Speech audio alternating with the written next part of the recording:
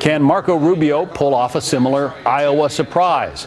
Joining us now, Republican Congressman Darrell Issa of California, who is a Rubio campaign surrogate. Obviously, Congressman, you have two conservative senators in the race, similar life stories. Why do you pick Marco Rubio over a Ted Cruz? It's easy. It's a uniter rather than a divider, somebody who in the Senate has built relationships, particularly in our party, but also across the aisle. Ultimately, if we want a go-it-aloner in the White House, we could just give President Obama a third term. The fact is that Marco Rubio is the conservative in the candidate. Cruz is also a conservative. Marco Rubio is, in fact, the national defense expert. Cruz has voted against defense authorizations consistently. And when you look at who's supporting Marco Rubio, the fact is Marco Rubio's colleagues in the House and the Senate, like myself and Trey Gowdy, Jason Chaffetz, and a host of others in both sides of the dome, we've worked with him, and we know why we'd like to work with him to get great conservative legislation passed once he's in the White House. Well, you suggest that President Obama has been a go-it-alone kind of guy. You just saw you just saw a snippet there from that Ted Cruz ad. The Ted Cruz ad paints Marco Rubio as a guy who would be sort of another President Obama in the White House. How would you contrast? What separates Senator Cruz and Senator Rubio mostly is that Senator Rubio has a plan to deal with ISIS. He's been consistent on supporting our troops. He's endorsed by not just the Brian Terry family, but by the host of Border Patrol people because he's had a tough on enforcement stand.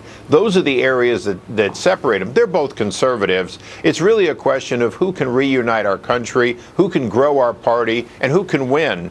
And Marco Rubio does all of that. These are both tough individuals, but it wasn't a hard choice to choose a uniter, having had a divider-in-chief in the White House for the last 7 years.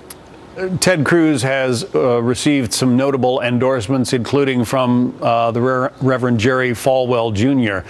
But when it comes to actual sitting politicians, such as yourself, Marco Rubio has far and away more endorsements. What does that say?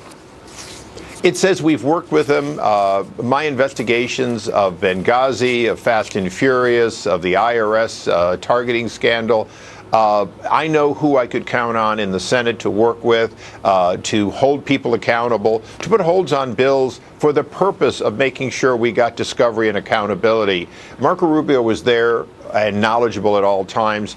That makes him one of my champions. And quite frankly, he didn't call me. I called him and asked if he'd accept my endorsement and whatever help I could give him. But I'm sure your finger is on the pulse of what voters are feeling. A lot of voters feel like, the power structure in Washington as it exists right now has betrayed them. And I suppose Ted Cruz is wearing as a badge of honor the fact that he doesn't have endorsements from fellow Republican senators. Well, people that know me and know the people that were on my oversight committee with me know that we've been fighting an administration, but we also constantly are trying to pass good conservative legislation. And Marco Rubio's been a champion on both of those. So is Washington broken? Absolutely. Are there good people that are trying to hold the executive branch accountable, including Hillary Clinton and her unlawful private use of email? Absolutely. But, at the same time, the American people want us to make Washington work again.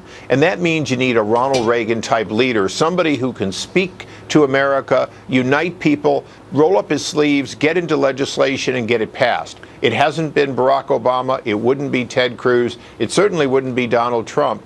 I had an easy job picking Marco Rubio because I know he's a uniter, not a divider, and I know that, in fact, he gets into the details enough that we can pass good legislation together, something the American people want us to do. They want us to fix the health care system, starting with trashing, if you will, Obamacare.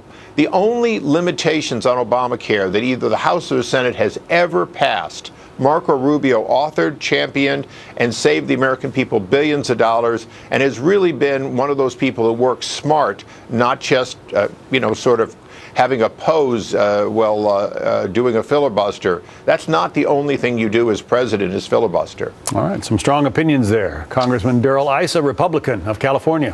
Thanks for sharing some time with us today. Thank you.